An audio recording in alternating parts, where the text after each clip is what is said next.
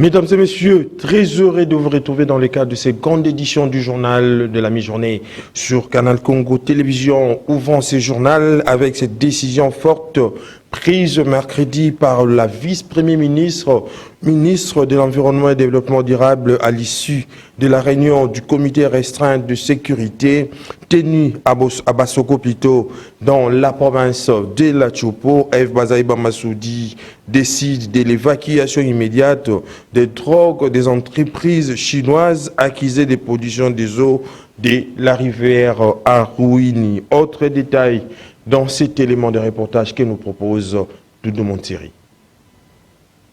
C'est la plus forte décision prise ce mercredi 26 janvier 2022 par la vice-premier ministre, ministre de l'Environnement et du Développement durable à l'issue de la réunion du comité restreint de sécurité tenue à Bassoko, chef-lieu du territoire de Bassoko dans la province de la Chopo. Une décision qui tombe après la mission d'inspection et de contrôle effectuée par F. Bazaïba Massoudi dans le périmètre minier du secteur de Bangelema Monganjo. Le constat établi par la patronne de l'environnement est plus qu'alarmant. La société chinoise Zhangjiang Mining, qui est principalement accusée de polluer les eaux de cette rivière en amont comme en aval par l'activité intense de plusieurs dracs robotisés lancés dans le périmètre minier des Bangele Mamonganjo. L'activité d'exploitation minière dont alors que cette entreprise ne détient que le permis de recherche du mont retiré par le ministère de Mines.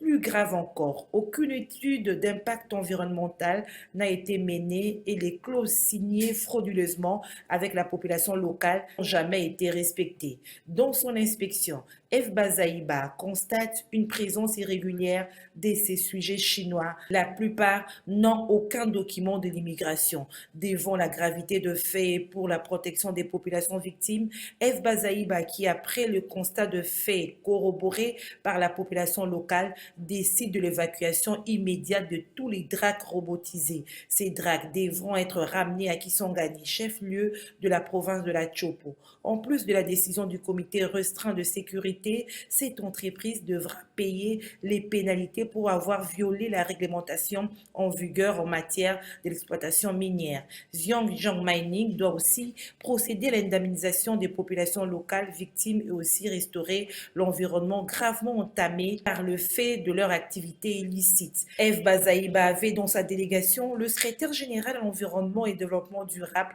Benjamin Toyerambe, le chargé des missions de l'Agence congolaise en environnement et les autorités politico-administratives, civiles et militaires de la Chopo.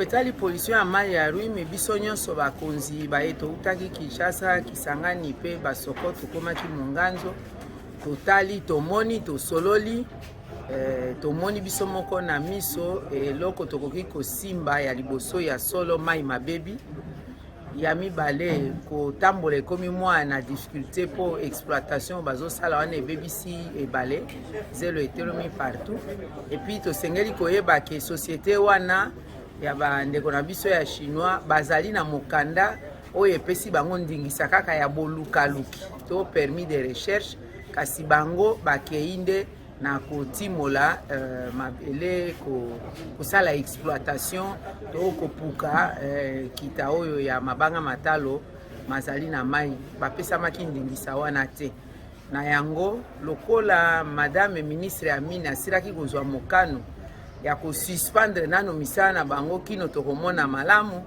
bango bayokaki te nde tozwi mokano mwa yambo maliboso mozali kolongola ba machine wana nyonso babengi ba drag kubanda lelo te kino le 25 février esengeli ba machine wana mamona na mboka na engumba Kisangani. Toutes nos excuses pour ces lapsus, ce n'était pas plutôt l'évacuation des drogues, mais plutôt l'évacuation des dragues des entreprises chinoises. Une décision de la vice-premier ministre, ministre de l'Environnement et Développement durable, F. Bazaïba Massoudi. D'un ministère à un autre, le nouveau palais de la justice pour les juridictions d'ordre administratif sera bientôt construit dans la commune de Kasavubu sur les sites du cimetière désaffecté.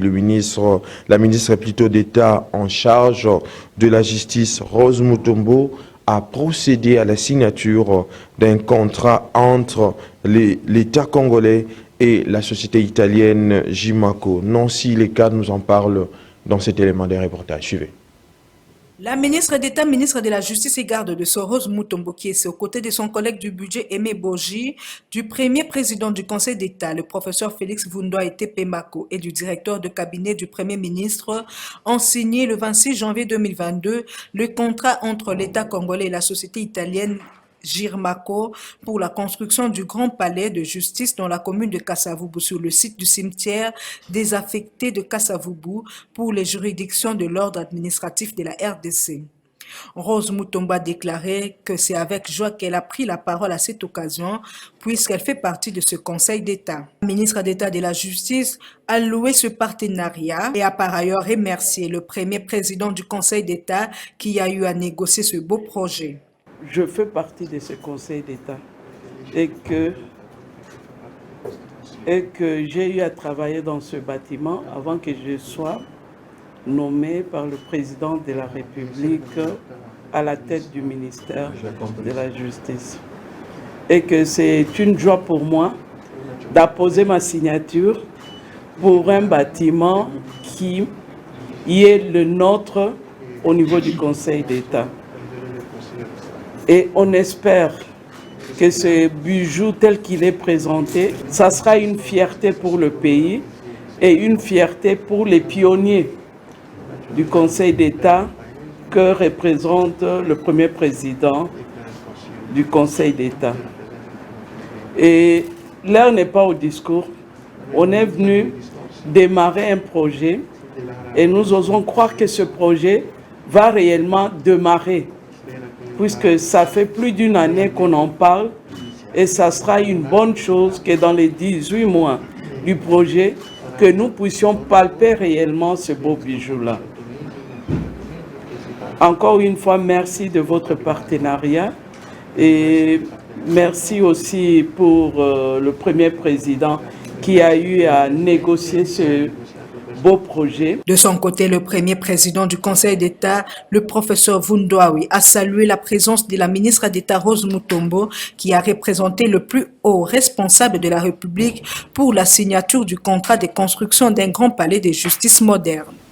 Et à la Chambre basse du Parlement, les jeunes leaders du Nord Kivu ont déposé hier jeudi 27 janvier 2021 un mémorandum à la Commission Défense et Sécurité de l'Assemblée nationale, ceci face à la situation d'insécurité qui sévit à l'est de la République démocratique du Congo. Suivez plutôt les porte-paroles de ces jeunes leaders au micro de Gisèle Olivier Toko. Suivez. Nous sommes des jeunes leaders du Nord Kivu. Comme nous sommes préoccupés par la situation sécuritaire à l'est de la République démocratique du Congo, principalement dans notre province, nous avons tenu à rencontrer la Commission Défense et Sécurité de l'Assemblée nationale. Et à cet effet, nous avons élaboré un mémorandum que nous avons déposé aujourd'hui. Et au cours de ces échanges avec le bureau de la Commission Défense et Sécurité, nous sortons de ces échanges satisfaits au regard des réponses qui ont été données par le bureau de cette commission. Parce que les échanges, comme vous le savez, ont tourné essentiellement sur la problématique de la sécurité dans la ville de Goma, mais globalement sur toutes les questions liées au problème de sécurité et de l'état des sièges au Nord Kivu. Et nous avons eu des éléments de réponse, tout ce que la commission fait, et nous sortons de ces échanges satisfaits des réponses de la commission. Comme vous venez de l'attendre, il y aura une délégation de la commission qui va descendre sur Goma afin de palper du doigt la réalité de la ville de Goma.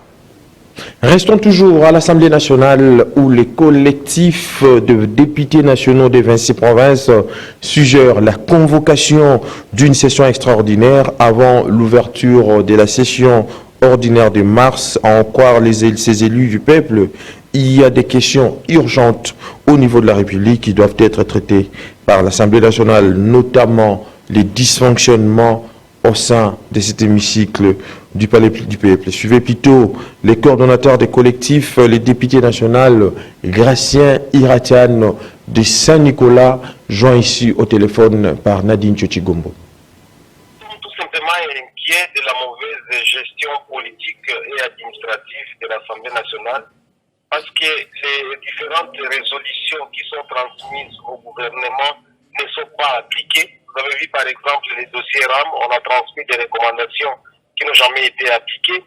Les dossiers par rapport au conflit à l'Est et les massacres à l'Est, nous avons transmis des recommandations de la Commission défense et sécurité. Ces recommandations n'ont jamais été appliquées. Donc on se retrouve face à une Assemblée nationale qui est en train de perdre son indépendance et sa crédibilité vis-à-vis du pouvoir législatif. Et ça, nous, en tant que députés, on ne va pas l'accepter. Et donc nous voulons assez que le président Bosso, qui est un des acteurs qui bloque le système, de pouvoir décanter. Au cas où il ne parvient pas à le faire, alors nous allons chercher à mettre quelqu'un d'autre qui peut le faire. Pour le moment, ce n'est pas ça. Pour le moment, nous lui demandons tout simplement de prendre conscience dans 3 jours et de réparer les erreurs. Mais si jamais il continue dans le mal, bon, nous, on sera obligés. Parce que vous savez que le travail de l'Assemblée nationale repose sur le contrôle parlementaire et sur le vote de loi.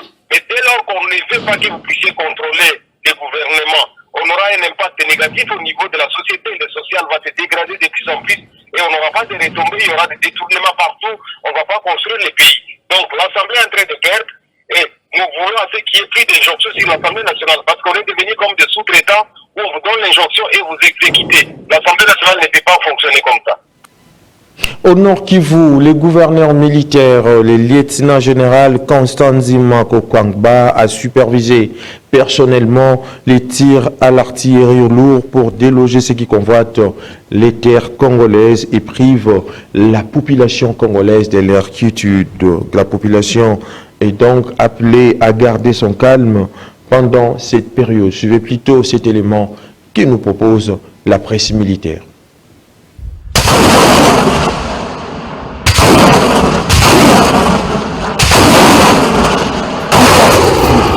Des forces armées de la République démocratique du Congo ce 26 janvier 2022 sur les collines de Nyesisi et Ngugo après une attaque de type M23 avec leurs alliés du Rwanda qui ont tenté l'aventure depuis le 24 janvier 2022 à 23h.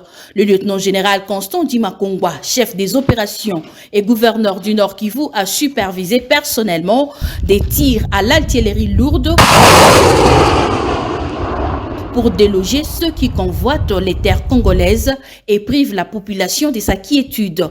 Le 34 16e régiment, la garde républicaine, mais aussi les fantassins mis à l'œuvre ont montré leur détermination à en finir avec cette rébellion dont l'approvisionnement en armes et munitions reste une interrogation pour les citoyens congolais. Pendant cette descente d'inspection et des reconforts du gouverneur militaire sur la ligne de front, les civils ont eu l'assurance de ne pas être dépossédés de leurs terres malgré la peur qui les animait.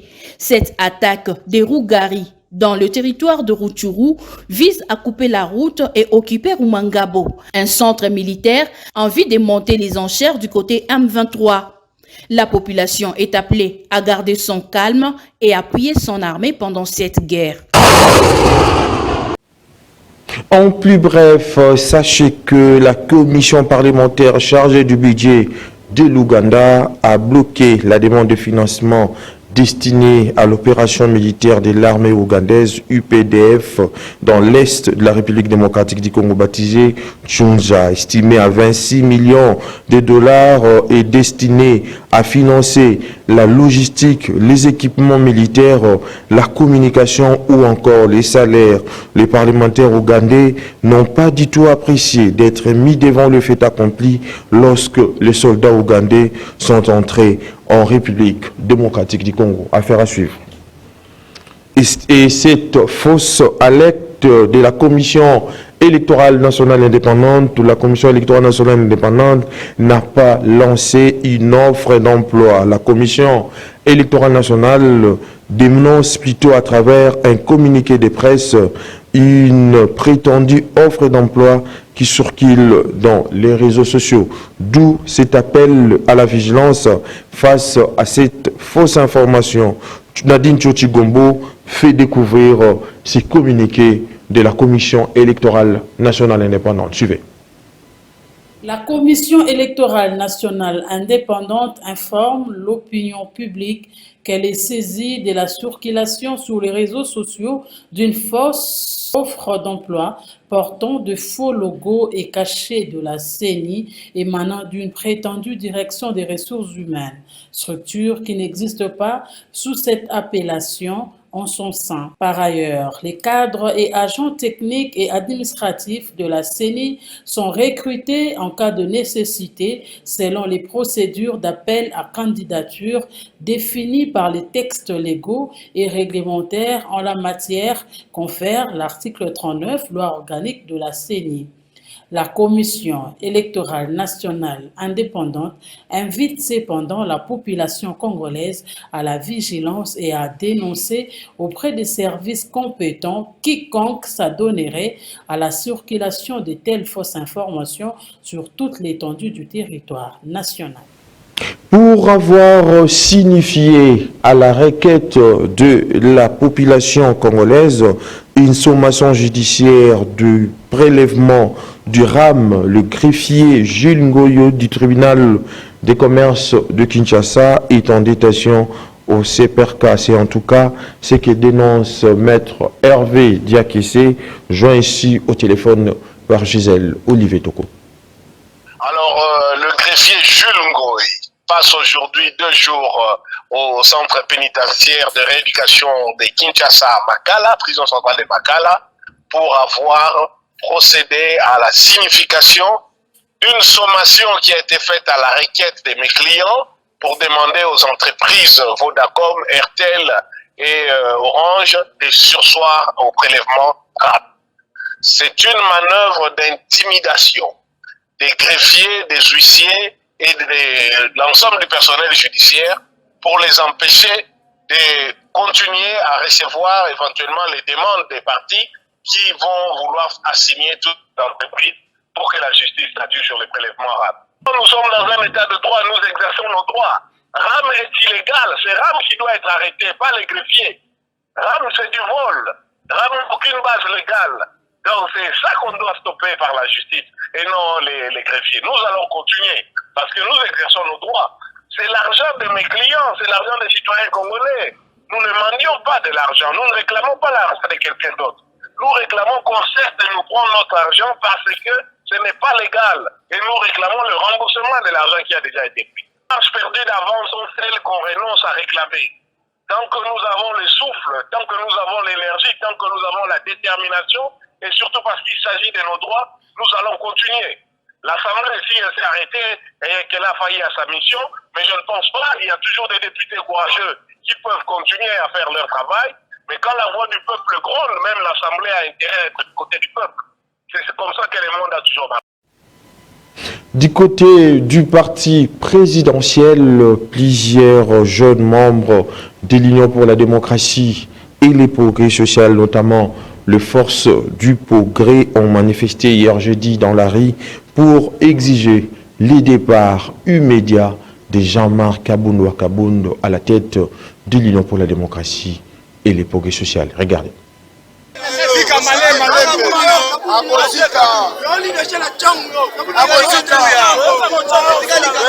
Il continue à exiger le départ de Jean-Marc Kabund de l'UDPS. Les jeunes membres de l'Union pour la démocratie et les progrès sociaux, avec notamment les forces du progrès, étaient dans la rue ce jeudi 27 janvier 2022.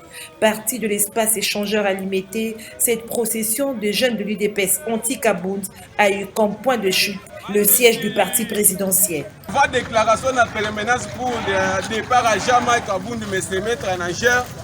À continuer à Simanasita Kingaboa, à mobiliser moi 30 personnes à faire un drapeau IDPS va marcher. Alors, tous les gens pensent à Bango. Nayebisi yo Kabundu, yo za Niger biso to balel. Soko banda ko melaka yo kaka chaque fois to zo melaka yo. Ndenge boyoki to cho panza to ya Kabundu. Na kota Kingabo, 30 personnes na bango, to panzi bango. To panzi bango. Mais c'est jamais Kabundu aza malhonnête. Monsieur Jama Kabundu, oza malhonnête. Yo, oza mettre en enchère. Outre la présidence AI du parti, ces jeunes de l'IDPS invitent Jean-Marc Aboud à formaliser sa démission au poste de premier vice-président de l'Assemblée nationale.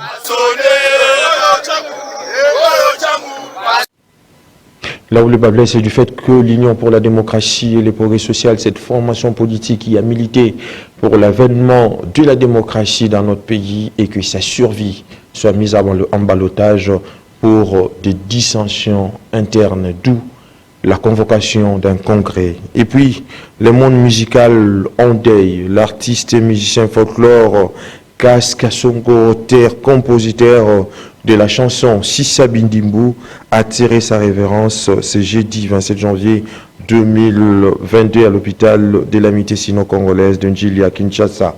Suivez plutôt un extrait d'un de ses opus, de celui qui est considéré donc comme ambassadeur de la culture yaka, qui l'a propulsé à travers ses chansons.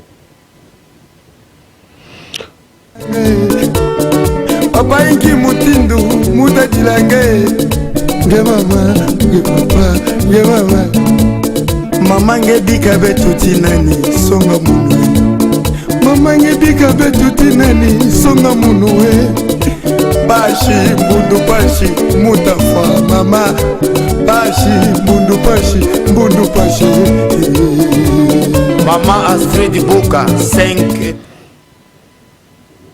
Et puis, les tableaux des quarts de finale de la 33e Coupe d'Afrique des Nations affichent donc désormais complet. C'est là, après le deux derniers motards des 8e de finale qui opposeraient l'Égypte à la Côte d'Ivoire et le Mali à la Guinée équatoriale. Plus de détails dans cet élément que nous propose John Moukadi. Gambie, Cameroun et Burkina Faso, Tunisie, les samedis 29 janvier, puis Égypte, Maroc et Sénégal, Guinée équatoriale le dimanche 30 janvier, sont là les affiches de quart de finale de la 33e Coupe d'Afrique des Nations de football. Ce tableau est désormais complet et assez inattendu. La faute à l'équipe de Guinée équatoriale, qui, comme celle de la Gambie la veille face à la Guinée 1-0, a créé la surprise en 8e de finale de cette compétition. Les Équato-Guinéens ont écarté les Mali au tir au but, 6-5 après prolongation. Au bout de la nuit, c'est 26 janvier à Limbé. Les Maliens étaient pourtant attendus des pieds fermes par les Sénégalais en quart de finale. Ce n'est donc pas à un duel ouest-africain auquel on assistera les dimanches, mais à des retrouvailles avec une sélection équato-guinéenne qui avait surpris le Sénégal de 2-1 lors de la CAN 2012. Score vierge, prolongation stérile et séance de tir au but. C'est aussi le cheminement de la rencontre entre Ivoiriens et Égyptiens ce mercredi à Douala. Une rencontre dont l'anti-héros a été le défenseur Eric Bailly, auteur d'une tentative de tir au but totalement ratée.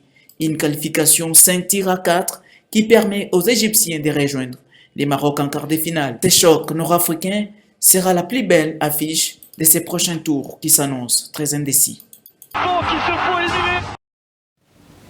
Mesdames et messieurs, toutes nos excuses pour cette erreur, indépendamment de notre bonne volonté. Ce n'était pas les deux derniers montards, mais plutôt les deux derniers matchs de la 8e de finale qui opposerait l'Égypte à la Côte d'Ivoire et le Mali à la Guinée équatoriale. Fin de cette édition du journal de la mi-journée sur Canal Congo Télévision, coordonné par Gisèle Olivier Toko, réalisé par Moro Djambé. La prise de vue a été assurée par Olivier Longwangou, en leur nom ainsi qu'au concours de la rédaction du Canal Congo Télévision. Je vous dis donc merci de l'avoir suivi et bon après-midi chez vous.